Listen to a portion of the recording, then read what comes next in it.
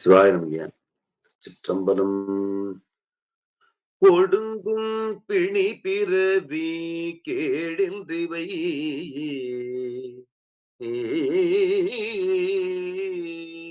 ஒடுங்கும் பிணி பிறவி கேடின்றிவை உடைத்தாய வாழ்க்கை ஒழிய தவம் அடங்கும் இடம் கருதி நின்றீர் எல்லாம் அடிகள் அடிநிழற்கு ஆளாம் வண்ணம் கிடங்கும் மதிலும் சுலாவி எங்கும் கெழுமனைகள் தோறும் மறையின் ஒலி தொடங்கும் கடந்தை தடங்கோயில் சேர் தூங்கானை மாடம் தொழுமின்களே தொடங்கும் கடந்தை தடங்கோயில் சேர் தூங்கானை மாடம் தொழுமின்களே தூங்கானை மாடம் தொழுமின்களே.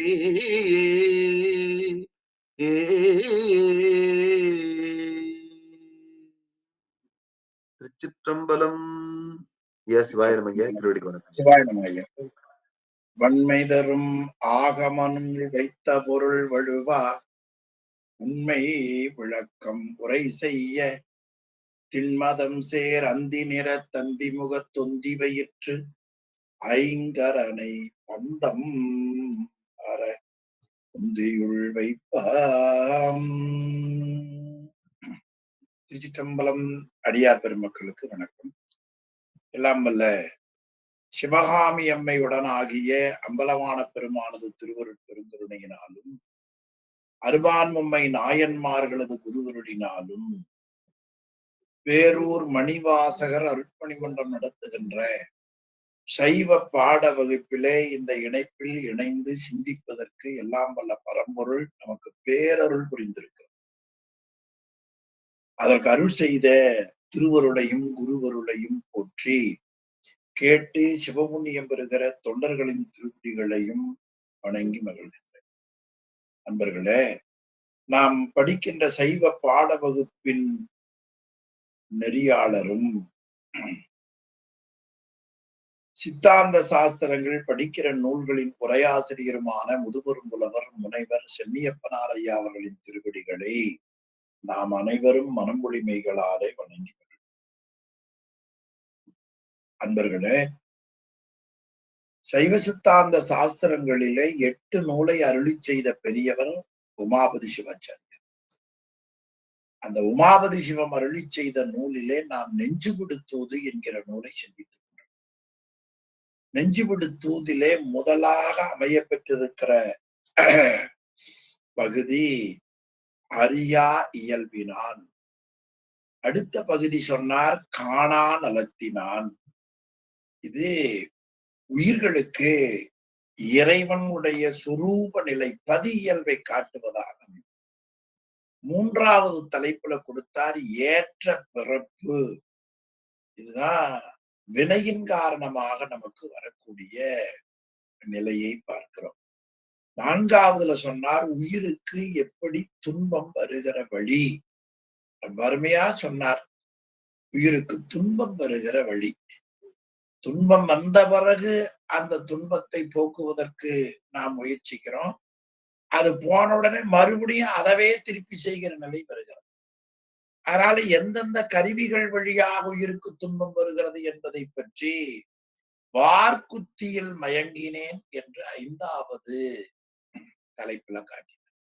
4வது தலைப்பு உயிரின் துயரம். 3வது தலைப்பு ஏற்ற பிறப்பு. 2வது தலைப்பு காணா நலத்தினார். முதல் தலைப்பு அறியா இயல்பினார். அப்படி அந்த வார்க்குத்தியில் மயங்கியதற்கு காரணம் கல்லா உணர்வின் மிசையோடு புல்லறிவு பூண்டதுதான் காரணம் என்று காட்டினார்.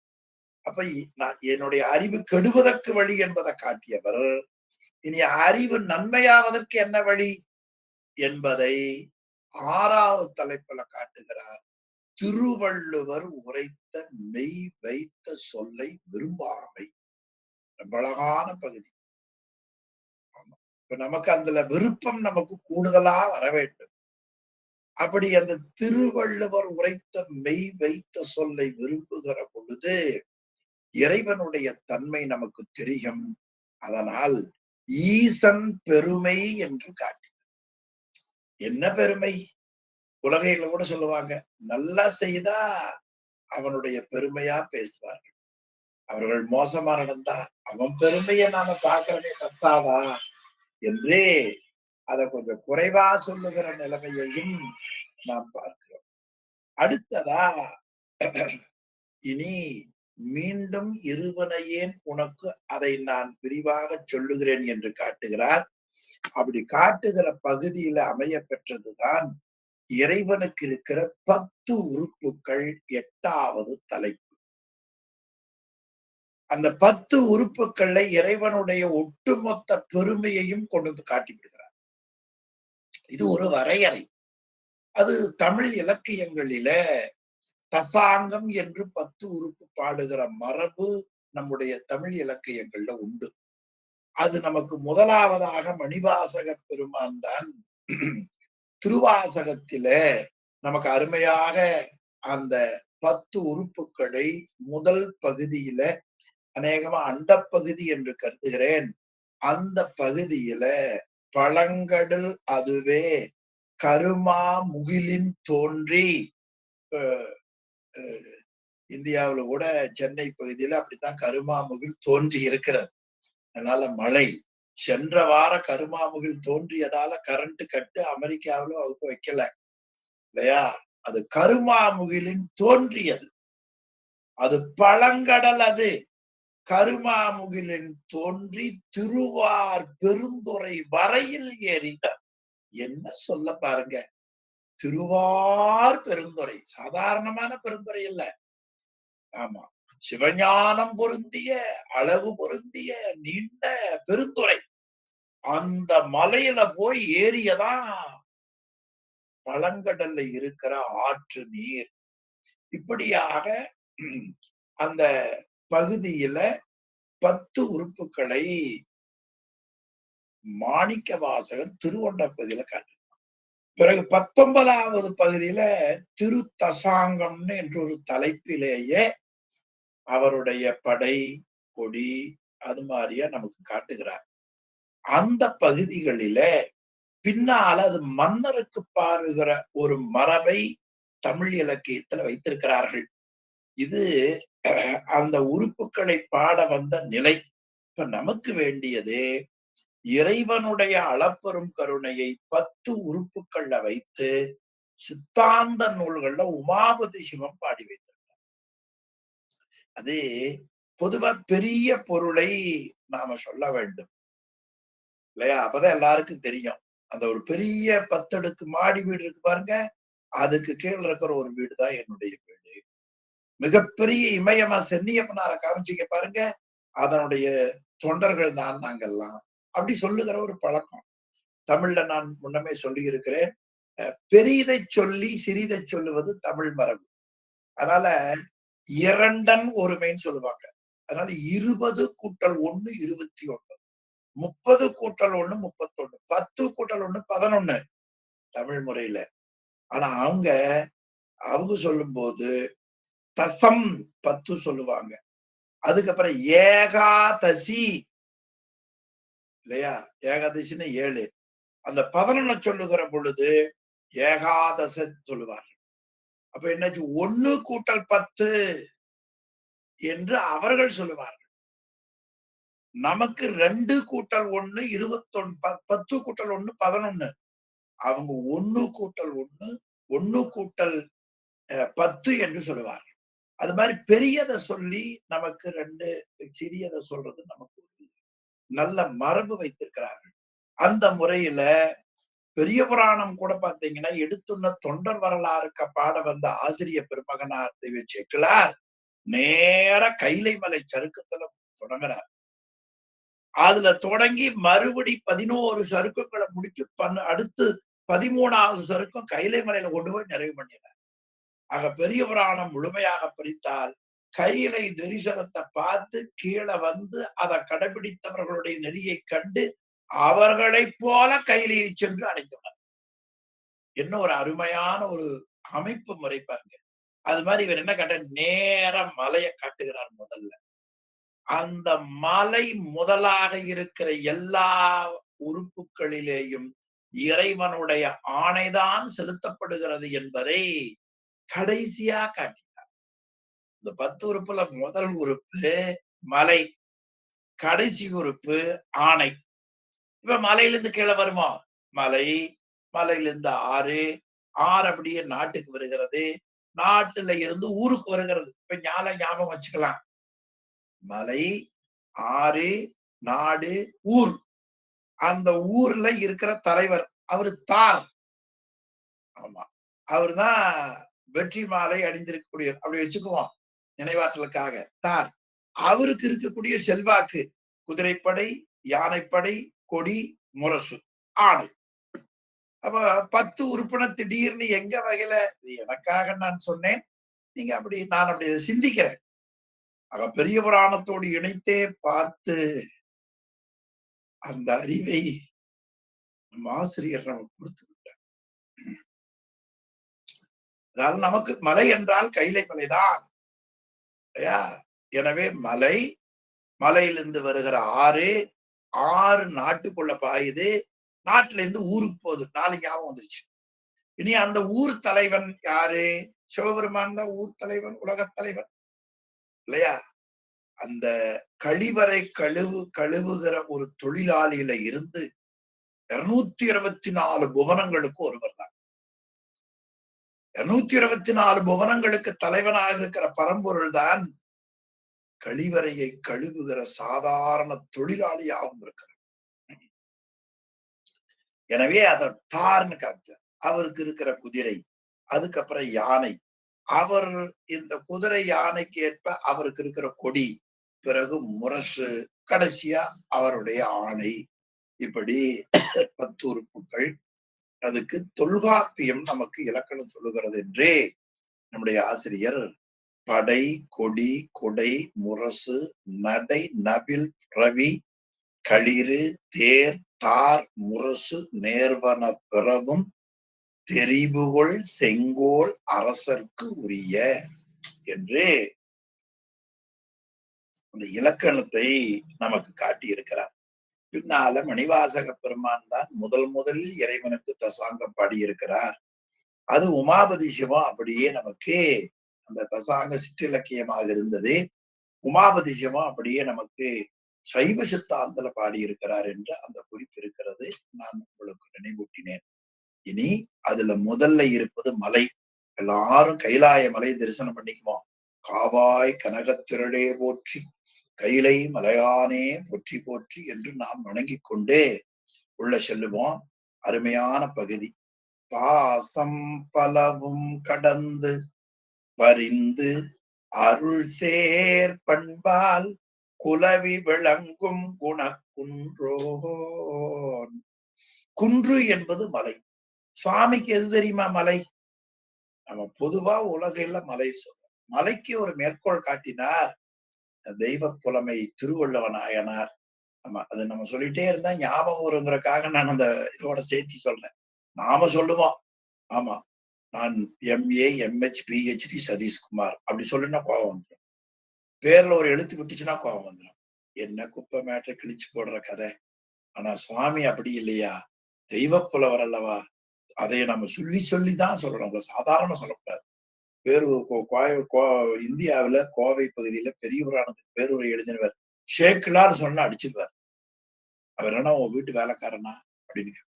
தெய்வ சேக்கிழார்னு சொல்லணும், அது சேக்கிழார் பெருமான்னு சொல்லணும். அவங்க இப்ப நம்ம பேரை வெறும் பேர் சொல்லலாம், குமரலிங்கம் சதீஷ்ன்னு சொல்லலாம் இல்லையா. சென்னியப்பனார வெறும் சென்னியப்பன் ஐயா சென்னியப்பனார் அப்படி சொல்லணும் இல்லையா. அது மாதிரி தெய்வ புலமை திருவள்ளுவ நாயனார் தான் சொல்கிறார், நிலையில் திரியாது அடங்கியான் தோற்றம் மலையினும் ஆளும். எவ்வளவு பெரிய உண்மை.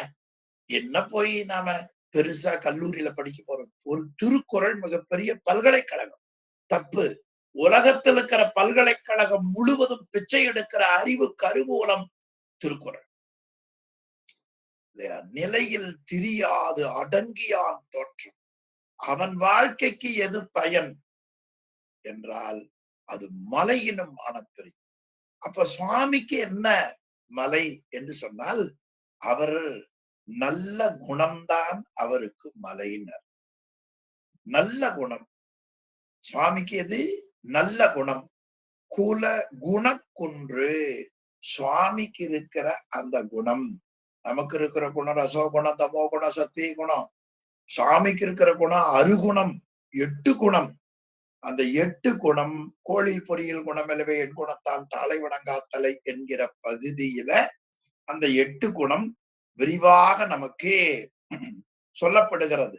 அந்த குணங்கள் உடையவன் இறைவன். அந்த குணம் என்ன என்பதை பற்றி நமக்கு சொல்லுகிற பொழுது அந்த குணங்கள் இயல்பாகவே பாசங்களிலே இருந்து நீங்குவது முதலாக இருக்கக்கூடிய அந்த சிறப்புத்தன்மையை அருமையாக நமக்கு ஆசிரியர் காட்டுகிறார். பக்கம் 56வது பக்கம் பாருங்க, பேஜ் நம்பர் 56.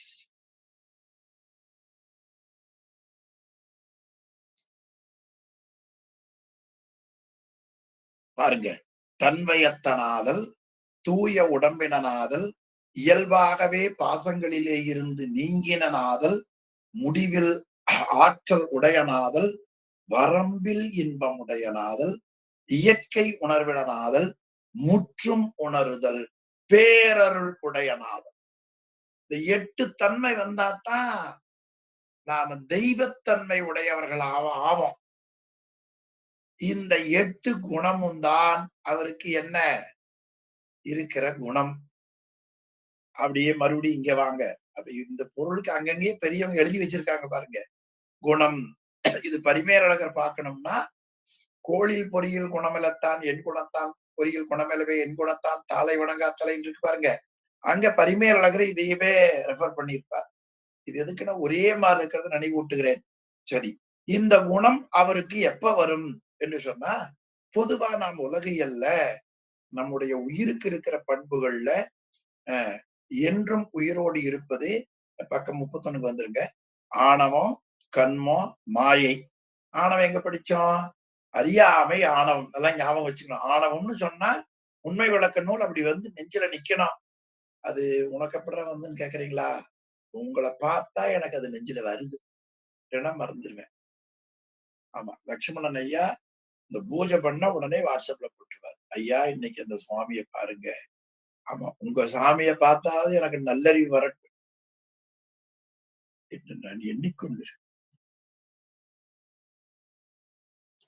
அழகா அபிஷேகம் பண்ணி ஒரு வெல்வம் வச்சு மஞ்சள் வச்சு, அடாடா அடாடாடா அந்த சாமி புண்ணியம் பண்ண ஆன்மா உங்ககிட்ட வந்து சிக்கிச்சு. என்கிட்ட ஒருத்தர் வந்து மாட்டிட்டு முழிக்கிறார். ரொம்ப வருத்தமா இருக்கு. சரி, விட்டுருவான். ஆணவம் அறியாமை. ஆமா, கண்மம் அது என்ன? நீயான சுகதுக்கம். இதான் அடிப்படை ஃபார்முலா இல்லைங்களா? உண்மை விளக்கத்துல நாம படிச்சோம் இல்லைங்களா? மாயை. அந்த கண்மத்தை நமக்கு அனுபவிச்சு கழிப்பதற்காக, மலத்தை வலி இறக்க செய்வதற்காக இறைவன் கூட்டியது மாயை. இந்த 3 உயிர்களுக்கு இருக்கின்றன. அதற்கு பாசம் என்று பெயர். அப்ப இயல்பா பதி பசு பாசம் என்று சொல்வதுல பாசம் என்ற சொல்லுக்கு பொருளை இங்க நாம கூடவே வச்சுட்டோம் பாருங்க. ஆணவம், கண்மம், மாயை. இந்த 3 சேர்ந்தா அதுக்கு என்னன்னு பெயர்? பாசம். இந்த சொல்லால் அதையும் நாம கொஞ்சம் சிந்தனையில வைத்துக் கொள்ளலாம். பாசம். அது பலவும் கடந்து அந்த பாசத்துக்கு துணையா இருக்கிற இன்னும் சில இருக்கின்றன. அது மும்மலம்னு சொல்லுவார்கள், ஐம்மலம்னு சொல்லுவார்கள். இப்படி பலவும் அவர் இயல்பாகவே கடந்தவர். நமக்கு அது இருக்கே. அதற்கப்புறமா பரிந்து, பரிந்துன்னு இரக்கம் அர்த்தம். பரிவு, உயிர்கள் மேல வைத்த அந்த இரக்கத்தின் காரணத்தால் அருள் சேர் பண்பால். அப்ப என்ன பண்பு? அருள் என்பது என்ன?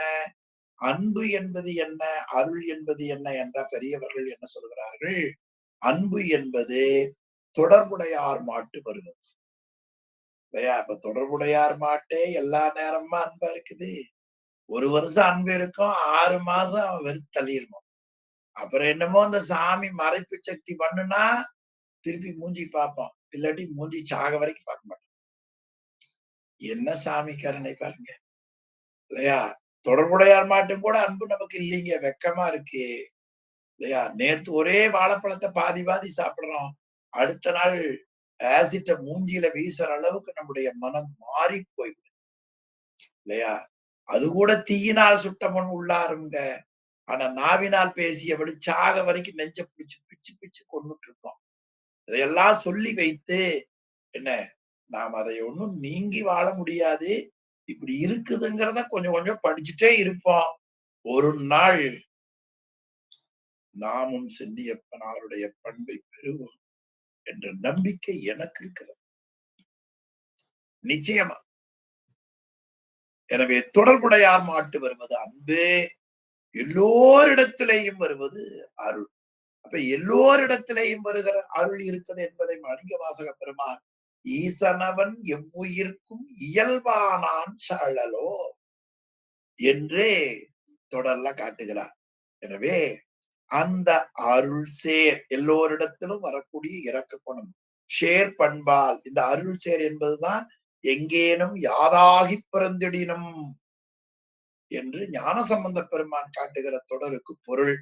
அந்த பண்பால் அப்ப அவருக்கு என்ன பண்பு? பண்பாவது பாடறிந்துள்ளுகள், பண்புடைமை என்று ஒரு அதிகாரத்தை எழுதி வைத்திருக்கிறார். எத்தனையோ உடைமையெல்லாம் வைத்துக் கொண்டிருக்கிறோமே, இந்த 10 உடைமைகளை எப்ப நமக்கு வந்து சேரும் என்று தெரியல. 10 உறுப்புகள் படிக்கிற மாதிரி 10 உடைமைகள் நம்ம சொத்தா எழுதி வச்சிருக்கிறார் தெய்வ புலமை திருவள்ளுவ நாயனார் இல்லைங்களா? எனவே அந்த அருள் சேர் பண்பால் குலவி விளங்கும், மகிழ்ந்து விளங்கக்கூடிய நல்ல குணம். இப்ப மகிழ்ச்சி என்பது நமக்கு எல்லா நேரம் இருக்குதான்னா அது மிகப்பெரிய கேள்விக்குறிதான் என்னை பொறுத்தவரை. உங்களுக்கு எப்படின்னு தெரியல. ஆனால் திருமுறை வகுப்பு, தேவார வகுப்பு இதையெல்லாம் கேட்கிற பொழுதுதான் குலவி விளங்கக்கூடிய பண்பு நமக்கு கொஞ்சமா இருக்கு என்பதை தெரிந்து கொள்ளுகிறோம் இல்லையா? அப்படி இருக்கிற குணக்குன்று. அப்ப இறைவன் குணக்குன்றாக இருப்பவன். கீழே ஐயா எழுதியிருக்கார், எல்லா உயிரிடத்திலேயும் இரக்கம் கொண்ட பண்பு. அந்த அருளுக்கு இன்னொரு உரை சொன்னார் பாருங்க, தொடர்பு பற்றாது. நேத்து பார்த்தேன், முந்தா நேத்து பார்த்தேன், ட்ரெயின்ல ஹெல்ப் பண்ணாங்க, அப்படி எல்லாம் கிடையாது. ஒரு பூச்சிய பார்த்தா அன்பு வரணும், ஒரு புழுவை பார்த்தா அன்பு வரணும். என்ன சாமி இதெல்லாமா நடைமுறை? அது நமக்கு தெரியாதே, முகவரியே தெரியாதே. அதனால ஒரு பெரியவர் சொன்னார், வாடிய பயிரை கண்ட போதெல்லாம் வாடினேன். மழை இல்லாம பயிர் வாடுனா அதை கண்டு வருந்துகிற பெரியவர்கள் ஞானிகள். அப்படின்னா வள்ளலார் மட்டும்தான் நினைக்காதீங்க, எல்லாரும் ஞானிகள் முழுக்க அதே தன்மைதான். அது பரிமேலழகர்தான் உரையாசிரியர் காட்டி இருக்கிறார். அதுக்கு கீழே ஞானாமிர்த உரை பாருங்க, சர்வ பிராணிகளுடைய இதம் அகிதம். இதம்னா மகிழ்ச்சி, அகிதம்னா துன்பம். தனக்கு வந்தால் ஒத்திருக்கும் கிருபை. நல்ல உரை பாருங்க, ஞானாமிர்த உரை மேற்கோள் காட்டியிருக்கிறார் ஆசிரியர். எனவே அந்த குணம் என்பதை நாம் பார்க்கிறோம். அது குணக்குன்றோன், குணமென்னும் குன்று. அதற்கு உரை எழுதிய பெரியவர் சலியாமையும் பெருமையும் உடையவர். மலைக்கு அப்படித்தான், நிலையில் தெரியாத அடங்கியார் தோற்றம் சொன்னார் இல்லைங்களா? அது மாதிரி இறைவன் சலியாமையும் பெருமை. சலிப்புன்னா என்னங்கிறீங்க? ஒரு 10 தடவை சொல்லுவோம், கேட்கலைன்னா சலிப்பு வந்துடும் இல்லையா? தப்பு பண்ணிட்டே இருப்போம், அவனை தூக்கிடுவோம். ஆனா சாமி ஒரு ஜென்மத்துல கூட உயிரை பார்த்து கோடியில கோடியில கோடியில கோடியில ஒரு பங்கு கூட ஐயையோ இப்படி வீணா போனவனே அப்படின்னு நினைச்சதே இல்லை இல்லையா? அதை விட வேற என்னங்க பெருமை? இது சைவத்துல மிகப்பெரிய அடிப்படைங்க இல்லையா? எவ்வளவு கீழே போனாலும் சரி இன்னைக்கு போயிட்டியாப்பா, நாளைக்கு வருவேன், இந்த போயிட்டியாங்கிற நினைப்பு கூட சாமி கிடையாது போட்டிருக்கு இல்லைங்களா? நினைச்சு பாருங்களேன். இந்த தன்மை இறைவனுடைய மிகச்சிறந்தது. அந்த குணம் அவனுக்கு மலை. அதுதான் அவனுடைய குணம் என்று முதல்ல காட்டினார். இரண்டாவது பகுதி ரொம்ப சிறந்த பகுதி. ஆறு. இப்ப மலையை பார்த்துட்டு ஒரே மழை, மலையில நிக்கிறோம், நல்ல மழை, உங்களுக்கு ஞான மழை. அந்த மழையில ஒரு மலையில மழை பெய்கிறது. அந்த மழை தண்ணி துளி துளியா துளி துளியா சேர்ந்தா கொஞ்சம் வெள்ளமாகும், அப்புறம் பெருவெள்ளமாகும். அந்த தண்ணியினுடைய ஆற்றலால அங்க இருக்கிற சருகு, குப்பை, மரம், வீடு, அங்க இருக்கிற மிருகங்கள், இது மாதிரி பலவும் அடிச்சுட்டு வரும். தண்ணி அடிச்சுட்டு வந்து மலையிலிருந்து ஒரு சமதளத்துல விழுகும் தண்ணி. அப்படி விழுகிற பொழுது ஒரு சத்தம் கேட்கும். சோன்னு ஒரு சத்தம். நீங்க அருவிக்கு போனா தெரியும். ஆமா, அந்த அருவியில தண்ணி சத்தம் கேட்கும். அது சத்தம் கேட்டு பிறகு கீழே விழுந்து சமதளத்துல ஓடும். சில நேரம் ஆற்று வழியா ஓடும், சில நேரம் மிகுதியான பக்கத்துல இருக்கிற சோலைகள்ல போகும். அதுக்கப்புறமா அப்படியே வயலுக்குள்ள போகும். அதுக்கப்புறமா அது அப்படியே காட்டுக்குள்ள போகும். அதுக்கப்புறமா அது மறுபடியும் போய் ஒரு இடத்துல போய் தேங்கும், தேங்கி பயன்படும். இதுதான் ஆற்றுல தண்ணியில மழை வருகிற நிலை. இது அப்படியே நீங்க ஞாபகம் வச்சுட்டு இதை உருவகம் பண்ணுகிறார் உமாபதி சிவம். இறைவன் என்பவர் குணமாகிய மலையாக இருப்பவர் இல்லையா? ஆறாத இன்பம் அருளும் மலை என்று காட்டினார் மாணிக்க வாசக பெருமான். அவருக்கு அந்த மலை என்பது இன்பமாக இருப்பது, குணமாக இருப்பது, அறம்தான் அவருக்கு மலை. அறமே வடிவமாக இருக்கக்கூடிய காளையை தனக்கு வாகனமாக இருக்கிறார். அது அந்த அறத்தின் நிலை மக்களிடத்துல போக வேண்டும் என்றால் அருள் தான் போகும். அது சைவ சித்தாந்தம் தான் சொல்லுகிறது. அருள் நீராக நமக்கு இலக்கியங்கள்ல சொல்லுவது மரபு. அதில் மணிவாசக பெருமான் முன்னி அவள் நமக்கு முன் சுரக்கும் இன்னருள் என்று காட்டுகிறார். அப்ப இறைவனுடைய அருள்தான் நமக்கு மழையாக சொல்லப்படுவது, நீராக இல்லையா? அந்த அருள் என்ன செய்யும்? இந்த மழை நீர் எதை அடிச்சுட்டு வந்தது பார்த்தோமோ அது மாதிரி இறைவனுடைய அருள் என்ன செய்யும் என்பதை பற்றி தொடர்ந்து காட்டுகிறார். நமக்கு வேண்டாதவற்றையெல்லாம் அருள் நீக்கியது, தேவையானதுல பயிற்சி கொடுக்கறதுக்கு இடம் கொடுத்தது, பிறகு தெளிவு கொடுத்தது, பிறகு ஆன்மாவை கையோட இழுத்துட்டு போய் பேரானந்த வாரிதில் சேர்த்தது. இதுதான் பொதுவா இந்த சுருக்கம். இறைவனுடைய அருளாகிய நீர் உயிராகிய நமக்கு எது எது வேண்டாமோ அதையெல்லாம் கழிச்சு. வீட்டுல இருக்கிறோம், எல்லாம் அழுக்காயிடுச்சு, தண்ணி ஊற்றி கழுவி விடுறோமா இல்லையா? இந்த தண்ணி என்ன செய்கிறது? வேண்டாத அழுக்க பூரா தரையுமா தூக்கிட்டு போகுது, கழுவி விடுறோம்ல. அது மாதிரி உயிர்ல இருக்கிற அழுக்குகள் ஒட்டு மொத்தமா, லாண்ட்ரி வேலை செய்யறாரு பாருங்க சாமி, வண்ணான் வேலை செய்யறாரு. வண்ணான் என்ன? ஒளி செய்பவன் அர்த்தம். மங்கி கிடக்குது ஆன்மா இல்லையா? பியூட்டி பார் அப்படின்னு தெரியுமா? அழகுபடுத்துவது, உயிரை அழகுபடுத்துகிற பணியை யார் செய்யறா? அருளாகிய நீர் செய்கிறது இல்லைங்களா? நினைச்சு பாருங்க. அந்த அருளாகிய நீர் வேண்டாதவற்றை எல்லாம் நீக்குது. எது எதுல பயிற்சி கொடுத்து இவரை நல்லவனாக்கணுமோ அதுல உணர்த்துது. பிறகு ஒரு பக்கம் முடி தேக்குது. இதுதான் அவனுக்கு ஆறு என்று ரொம்ப சுவையான பகுதிங்க. நெஞ்சு விடுத்துவதிலேயே ரொம்ப சுவையான பகுதி இது. பிறகு காமிப்போம். இப்ப அந்த அந்த பாடலே காமிங்க. பாடல் படிச்சு போலன்னா உங்களுக்கு ரொம்ப நல்லதுன்னு நான் கருதுகிறேன். ஆமா, பாருங்க. அப்ப ஆறு என்பது என்ன? இறைவனுடைய அருள் நீர். இலகவே, ஆமா, நல்லா சொல்லுங்க. இலகவே என்ற சொல் எங்க வந்தாலும் நாம் விளங்குதல் என்று அதற்கு பொருள். ஆமா, உயிர்கள் விளங்கும் பொருட்டு செய்ய தரும செழுங்கிரியின் மீது இழிந்து. செய்ய என்பது செம்மையான என்ற பொருளை தருவது.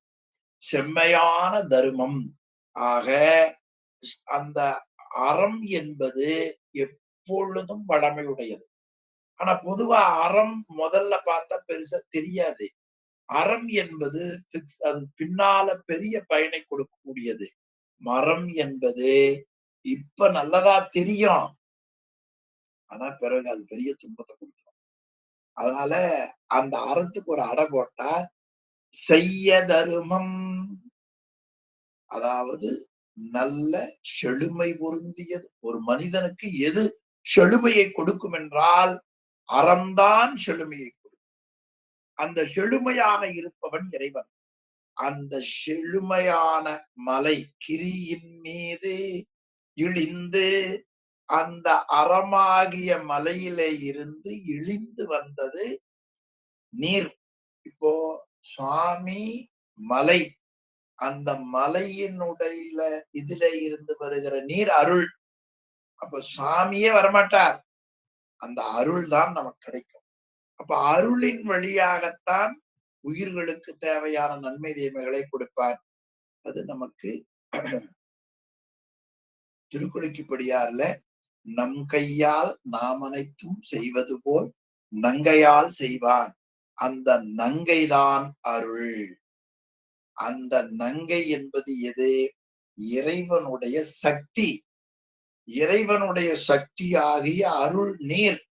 அந்த அருள் நீர் மலையிலே இருந்து இழிந்து, அப்படின்னா மலை இறைவன். அந்த இறைவனுடைய ஆற்றல் அருள் வெளிப்படுகிறது. வெளிப்பட்டு எங்க வந்தது? வையம். வையம்னா உலகம்னு பொருள். இந்த உலகத்துல பரவ. ஆமா, 1 கோடி ரூபாய் அப்படி தூக்கி வீசி போட்டா எப்படி இருக்குங்கிறீங்க? அடாடாடாடாடா, இல்லையா? ரொம்ப காஞ்சு கிடைக்கிறவனுக்கு ஒரு டம்ளர் தண்ணி கொடுத்தா எப்படி இருக்கும்? அது மாதிரி இந்த தண்ணி அப்படியே அருளாகிய நீர் வந்தது மலையில இருந்து.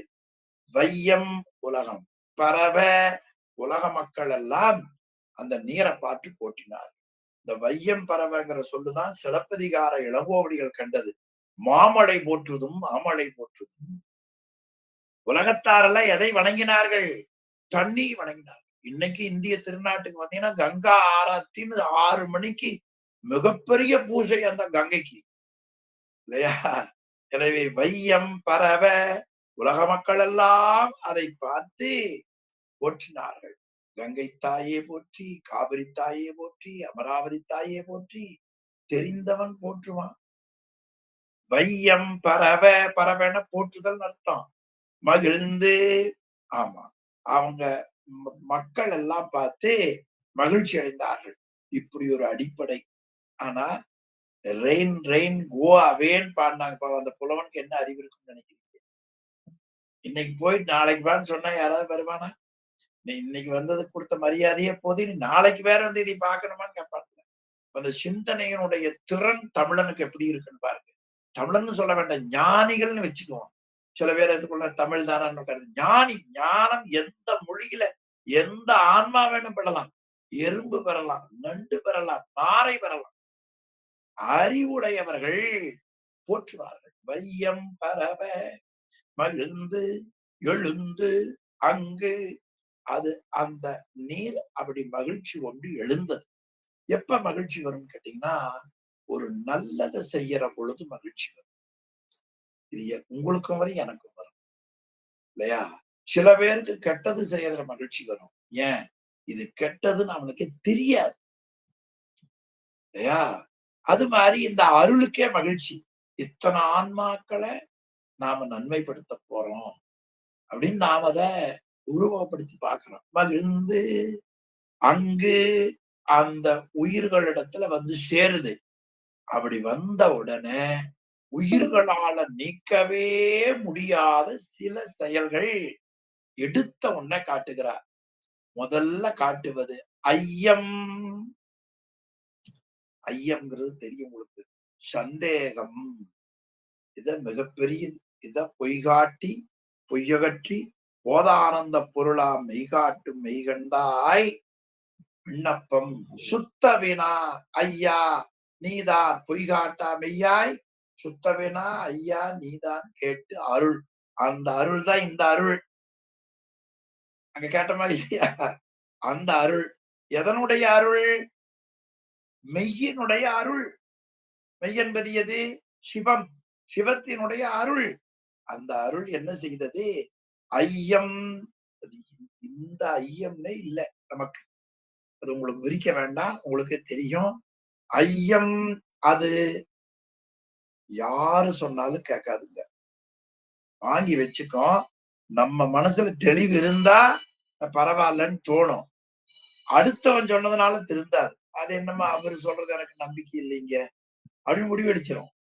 அப்ப நம்ம உடம்புல உயிர்ல பொருந்தி இருக்கிற ஐயத்தை உலகத்துல அறமாகிய இறைவனுடைய அருள் சக்தியால் தான் நீக்க முடியும்.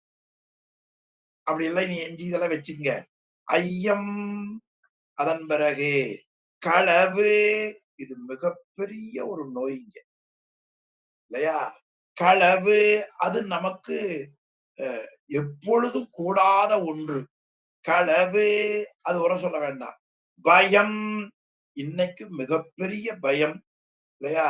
எந்த ஒரு செயலை செய்தாலும் அதுல நமக்கு பயம் இருக்கிறது.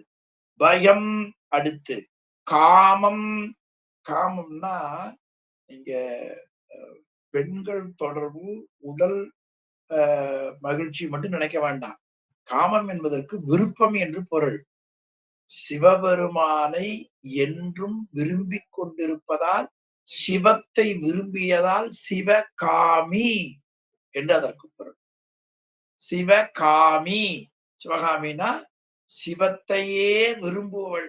வேற ஒன்றைக்கு அவளுக்கு விருப்பம் இருக்காது. அந்த ஒரு நிலை நமக்கு வந்துருச்சுன்னா போதும் இல்லையா? சிவமே பெரும் திரு என்பார் மணிவாசக பெருமான். எனவே சிவகாமி அது மாதிரி காமம். அப்போ விருப்பமற்ற நிலை. ஏன் விருப்பமற்ற நிலை அப்படின்னு நினைக்கல நீங்க. அதுக்கு ஒரு பொருள் அப்பவே ஞாபகம் வச்சுக்கணும். இது நிலையானது இல்ல, அழிஞ்சு போகக்கூடியது. எனவே நிலையான பொருள் மேல மயக்க உணர்வோடு பற்று வைத்திருக்கிறோமே என்று நம்ம நெஞ்சில படணும். அப்பதான் என்ன செய்வான்? விடுவான். அந்த நிலையானது இல்ல. அது என்ன சொல்றது? உங்களுக்கு டெம்பரவரி வேலையா கன்ஃபார்ம் வேலையான்னு எங்க ஊர்ல கேட்பாங்க. அங்க எப்படி கேட்பாங்கன்னு தெரியல. டெம்பரவரினா தினக்கூலி, கன்ஃபார்ம்னா உனக்கு பிஎஃப், இஎஸ்ஐ எல்லா சலுகையும் உண்டு. அது 60 வருஷம் வரைக்கும் தான் அப்படியே கன்ஃபார்ம் வேலையும். அந்த மாதிரி அந்த உலக பொருள் விருப்பம் விடுதல். கொலை ரொம்ப சொல்லுங்க. உலகத்துல ஒன்னே ஒண்ணுதான்டா நல்லதுன்னார் வள்ளுவர். ஒன்றாக நல்லது கொல்லாமை. ஒன்றாக நல்லது கொல்லாமை. நினைச்சா நெஞ்சு வலிக்குதுங்க. இது வரைக்கும் கொன்னதுக்கு எத்தனை ஜென்மம் இன்னும் வரும்னு எனக்கு நெஞ்சு பயமா இருக்கு. ஆனாலும் இந்த கொன்னது தப்புங்கிறதையாவது நான் இப்ப உங்களால உணர்கிறேன். கொலை. பிறகு கோபம். ஐயையோ அது மிகப்பெரிய நோய்ங்க. எல்லா நோய்க்கும் ஊசி போட்டுறலாம், மருந்து கொடுத்துடலாம். இந்த கோபத்துக்கு என்ன இன்ஜெக்ட் இன்னும் உலகத்துல கண்டே பிடிக்கல இல்லையா? அதாவது மாயையிலிருந்து பொருளா. கோபத்தை அடக்கிறதுக்கு ஒரே ஒரு வழி அஞ்செழுத்தை ஓதுவதுதான் என்று பெரியவர்கள் காட்டுகிறார். எவ்வளவு பெரிய கோபம் வந்தாலும் அதுக்கு ஒரு எளிமையா சொன்னாங்க. நீ ஒண்ணும் கவலைப்பட்டு பேசாம இரு. ஆறுவது சினம். எப்படி ஒரு டேப்லெட் தூக்கி கொடுத்தாங்க பாருங்க. கோபம் வந்தா ஒரு டேப்லெட் போட்டுக்கோ. என்னது? ஆறுவது உட்கார்ந்துக்க. உடம்பெல்லாம் வேத்துரும். தப்பில்ல. நீ கொஞ்சம் இரு. Please wait. நல்ல அறிவு கம்மிங் சூன். பிடிச்சாரு பாருங்க அபயார். ஆறுவது சினம். இது என்ன தமிழனுக்குரியதா? இல்லையா? உலகம் முழுவதும் எடுத்துக்கொள்ளக்கூடிய ஒரு டேப்லெட். ஒண்ணு காசுக்கு செலவு ஒண்ணு வேண்டாம். இதுக்கு ஒரு உரிமையும் கிடையாது. இதை பயன்படுத்தி நீ நன்மையானால் போதும் என்பதுதான் யாருடைய நோக்கம்? அவையார். அதுக்கு பேர் தாங்க அருள்னு பேருங்க. ஆறுவது சினம் என்றார்கள். கோபம். ஆக இந்த பகுதி அப்படியே நமக்கு காட்டுகிறார். அடுத்து இந்த நிலைகளை சொல்லி முதல்ல ஐயம் 1, களவு 2, பயம் 3, காமம் 4, கொலை 5, கோபம் 6. இந்த 6 பொருட்களையும் இந்த அருள் முதல்ல அடிச்சு உடைச்சது பாருங்க. அதாவது ஒரு மனுஷனுக்கு பயங்கர தலைவலி. அது ஒரு மாத்திரை சாப்பிட்டு ரிலீஸ் ஆச்சுன்னா அவன் மனசு எப்படி இருக்கும் தெரியுமா? அப்பாடா! அப்படின்னு அந்த அந்த அந்த மகிழ்ச்சிக்கு, ஹாப்பிக்கு அவனுக்கு சொல்லவே முடியாது. கொஞ்சம் நினைச்சு பாருங்க. ஒரு பெரிய ஒரு ஒரு ஒரு ஒரு ஒரு அழுத்தம் நெஞ்சுக்குள்ள, தொழில் செய்யற இடங்கள்ல ஒரு அழுத்தம். அந்த அழுத்தம் ரிலீஃப் ஆனா வெட்ட வெடுக்குன்னு இருக்கும். அது மாதிரி 6யும் ஒரே தாட்ஸ் தூக்கிச்சு பாருங்க. 7 மரத்தை ஒரு அம்புல கொண்டாடினாங்க ராமன். இந்த மாதிரி கருத்தருங்க அது. ஒரே வில்லு விட்டாரா எல்லாத்தையும். சும்மா சாமி இப்படி பார்த்தா போதும். அந்த தன்மையை அந்த அருள் என்ன செய்ததே?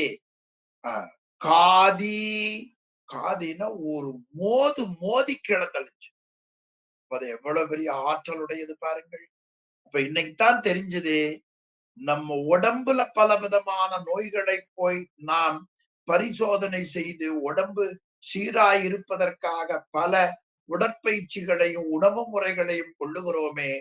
இந்த உடம்பே உயிர் நன்மை பெறுவதற்காக கடவுள் கொடுத்தார். உயிரில இருக்கிற மிகப்பெரிய டிசீஸ் 6 அவையாவன ஐயம், களவு, பயம், காமம், கொலை, கோபம். இத இறைவனுடைய அருள் மோதி உடைக்கக்கூடிய வல்லமை உடையது.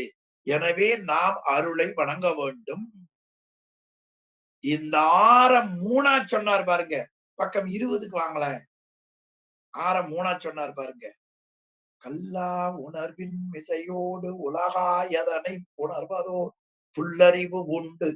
கனையில் கொடிதனவே சென்று குடிப்பழியே செய்து கடிய கொலை, களவு, காமம் இந்த 3யும் தேடி தேடி பிடிச்சாங்க. அமெரிக்கா போய் கிடைக்குமா? துபாய் போய் கிடைக்குமா? லண்டன் இப்ப கோபம் வாங்கறதுக்கு அமெரிக்கா போகணுமா யானி? இல்லையா? அது கொஞ்சம் விளங்குற மாதிரி புராண கதையா சொல்லுவாங்க. படிக்கிறது ராமாயணம், இடிக்கிறது பெருமா கோயில் இல்லையா? காசிக்கு போய் பரதேசி காலில் விழுந்தார் அப்படின்னு என்ன அர்த்தம்? சிவபெருமான் காலில் விழகணுமே, அங்கேயும் போய் உலகையில விழுகிறானே என்று. இந்த 3 தான் மிச்சம் உள்ளதையும் சேர்த்தியும் காட்டுகிறார். அதை ஒட்டுமொத்தமா அது என்ன பண்ணுச்சு? அருளாகிய நீர் காதி அப்படியே கீழே வீழ்த்தியது. இனி அடுத்து எஞ்சி இருப்பது வினை. வினை என்பது எதுன்னு பார்த்தோம்? ஆமா, அது முதல் நூல்ல படிச்சோம் இல்லைங்களா? 6 தத்துவம் ஏது, ஆணவம் எது, மாறா வினை ஏது. அந்த வினை என்பது நீயான சுகதுக்கம் தானே. அந்த வினையெல்லாம் அழித்து எஞ்சி இருக்கிற ஒட்டுமொத்த வினைகள் எது போலன்னு கேட்டீங்கன்னா, ஆமா, 800 கோடியே 3,23,333 ரூபாய் கடன் பேலன்ஸ். திடீர்னு ஒரு அரசு வந்தது, அவ்வளவும் தள்ளுபடி. அவனுக்கு எப்படி இருக்கும் நினைச்சு பாருங்க. அது மாதிரி இந்த 6 பொருளையும் சாமி விளக்கிட்டார். இதுவரைக்கும் எத்தனை ஜென்மம் எடுத்தையோ அத்தனை ஜென்மத்தையும் உன்னால போக்க முடியாத 6ஐயும் சாமி வித்தின் செகண்ட்ல தூக்கிட்டார். எஞ்சி திரும்பி பார்த்தா கொஞ்சம் வினை இருந்தது, அதையும் க்ளோஸ் பண்ணிட்டார். ஒட்டு மொத்த கடன் உங்களுக்கு க்ளோஸ், நில் பேலன்ஸ். எது? வினை. என்ன வேலை? அதுக்கு ஒரு பூவை வைக்கணும். அதைத்தான் லட்சுமணன் செய்து கொண்டிருக்கிறார். அவர் ஏன் போட்டார்னு கேட்டீங்களா? நீங்களும் செய்யுங்கப்பா, உங்களுக்கு ரிலீஃப் கிடைக்கும் சொல்றார். ஒரு பூ வச்சா போதும். அப்படி எடுத்து, பெருமானே ஜென்மாந்தரமா நீக்க முடியாத ஐயம், களவு, பயம், காமம், கொலை, கோபத்தை எனக்கு நீக்கி கொடுத்தீர்களே, உங்களுக்கு நான் என்ன கைமாறு செய்வேன்? அப்படி ஒரு பூ. உனக்கு எங்கடா தெரிஞ்சது தெரியுங்களா? சென்னியம் மிச்சம் இருக்கிறது சுவாமி, அதுக்கு வேற ஆள் வருவாருங்களா? திருமால் அதையும் கொண்டா நானே அளவில் வினை கொஞ்சமா வினை என் போல் உடையார் பிறர் யார்? அப்படின்னு மாணிக்க வாசகரே கேட்கிறாருங்க. என்னங்க அடியாயமா, அவன் எங்க போய் கேட்கறது? வினை என் போல் பிறர் உடையார் யார்? அந்த அளவில் வினையெல்லாம் அழித்து ஒட்டு மொத்தமா கால் அடாடாடாடா கோடான கோடி ஜென்ம காலி அந்த வினையெல்லாம் அழித்தது எது? இறைவனுடைய அருள். அப்ப இறைவனுடைய அருள், அந்த சக்தி ஒன்றுதான் இவையெல்லாம் அழிக்கும். அதன் பிறகு உளம் மகிழ, இவெல்லாம் அழிச்சு போட்டாலே மகிழ்ச்சி தானே வந்திருக்கு. தலைவலி போனவனுக்கு என்ன ரிலீஃப் இருக்குன்னு நினைச்சு பாருங்க இல்லையா? வயிற்றோடு துடக்கி முடக்கி கிடந்தான், வேர்த்தும் புரண்டும் விழுந்தும் எழுந்தால் என் வேதனை ஆயினனை கீழாய் என்று கண்ணீர் விட்டார். சுவாமி முழுவதையும் இல்லையா? நியாயமா நமக்கு எடுத்த வினை பத்தாதுன்னு நினைக்கிறேங்க. இன்னும் வினை உறுத்தாத்தான் அந்த அனுபவம் கிடைச்சு சாமியை பற்ற முடியும். அது சரியா தப்பா நிலையில என்னுடைய சின்ன புத்தியெல்லாம் நான் நினைச்சு பார்க்கிறேன். அள்ளி கொடுத்திருக்கிறார் செல்வத்தை. அதனால அதெல்லாம் அழித்து பிறகு அந்த நீர் என்ன செய்யுது? உளம் மகிழ, நம்முடைய உளம் என்பது ஆன்மா. ஆன்மா துன்பத்திலிருந்து மல மயக்கத்திலிருந்து நீங்கிச்சு. உடனே உளத்துக்கு மகிழ்ச்சி வந்துருச்சு. உளம் உளம் மகிழ, அப்படியே அந்த உள்ளம் மகிழும்படியாக தொம் எனவே, அது கீழே விழுகிற போது பாத்தீங்கன்னா தொம் என்ற சொல்லால வரும். அதான் ஓம் என்று பொருள். ஆக அந்த சத்தம் ஓங்கார ஒலி. அது நம்முடைய 12 திருமுறைகள்ல முதல்ல தொடங்குவது தோ, தகர மெய்யில ஒகரத்தை வச்சு இத்து கூட்டல் ஓ தோ அப்படின்னு தொடங்கினார் பாருங்க இல்லையா? அதே சத்தம் என்ன சத்தம்? தொம். ஆமா, அந்த சத்தம் இன்னைக்கு நீங்க அறிவிக்கிற பக்கம் போனீங்கன்னா சோ அப்படி வரும். அப்படி தொம் எனவே எங்கும் முழங்கி ஓம் என்ற அந்த ஓங்கார ஒலியை உண்டாக்கும். அதுதான் அருள். தையலார் மையலிலே தாழ்ந்து விழ கடவேனை பையவே கொடுபோந்து பாசம் எனும் தாழுருவி உய்யும் நெறி காட்டு வித்திட்டு ஓங்காரத்து உட்பொருளை ஐயன் எனக்கு அருளினான் என்று இன்றைய வகுப்பை நிறைவு செய்வோம். ஓங்கார ஒலியோடு வகுப்பு நிறைவு பெற்றிருக்கிறது. சிவாய நம. ஐயா ஓதுவமூர்த்தி ஐயா வகுப்பு நிறைவு செய்தார்கள் ஐயா. ஐயா சிவாய நமங்க. சிவாய நம. வாழ்க அல்தணர் வானவரானினம் வீழ்க தன் பூனல் வேந்தனும் ஓங்குக ஆழ்க தீயதெல்லாம் அறநாமமே சூழ்க வையகமும் துயர் தீர்கவே.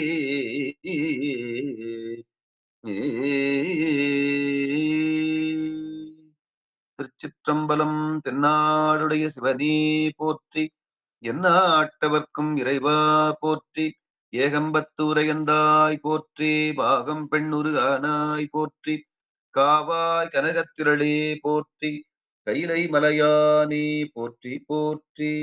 திருச்சிற்றம்பலம். ஐயா சிவாயிரம்ங்க. திருவடி வணக்கங்க. ஐயா சிவாயிரம். சிவாயிரம். திருவடி வணக்கங்க ஐயா. சிவாய நமங்க. அடியார் பெருமக்கள் சிவாய நமங்க ஐயா. திருச்சிற்றம்பலம். திருவடி வணக்கம்